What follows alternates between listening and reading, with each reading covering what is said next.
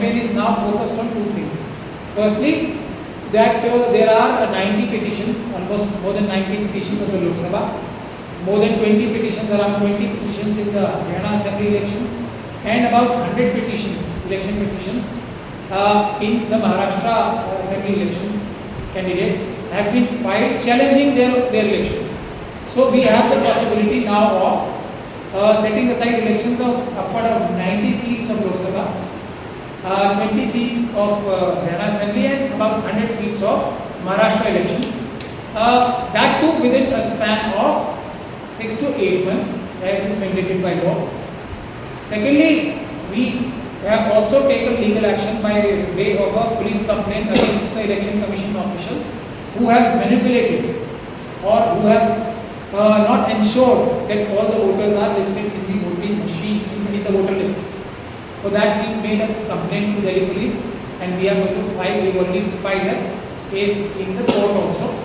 So we will now try to ensure that the poison of electronic voting machine is diluted to the maximum extent in Bihar and Delhi elections by our intervention, so that the governments are elected not by the fraudulent votes procured through EVM, but rather the people's mandate or the voice of the people.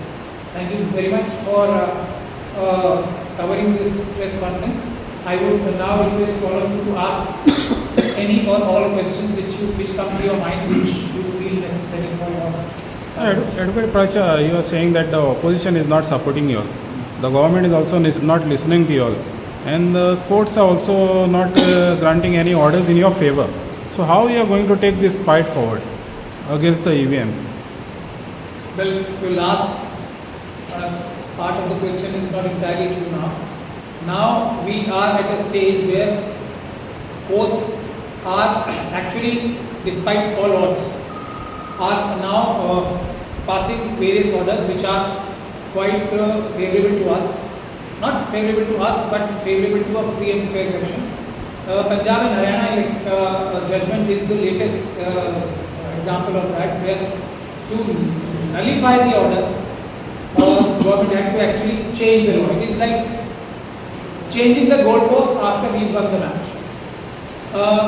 I think the top leadership of all the political parties, all opposition political parties, is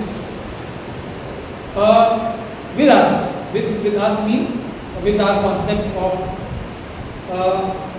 taking away the elections by EVM and the workers. It is only the sleeper cells which are there at the middle run, especially around the top leadership, who are creating hurdles. Otherwise, the entire cadres and the top leadership of every opposition political party is 100% with us. Their public statements in public domain is witness to that. So I think we are on the right track. This battle, which was appearing to be not winnable when we took up this battle on 5th of January 2024, is now evenly poised, I would say, with the entire might of government on one side and we, the civil society, on the other, with handful of our people, despite backstabbings and despite many of our close colleagues leaving our side. And the greatest example of that is Marketwadi.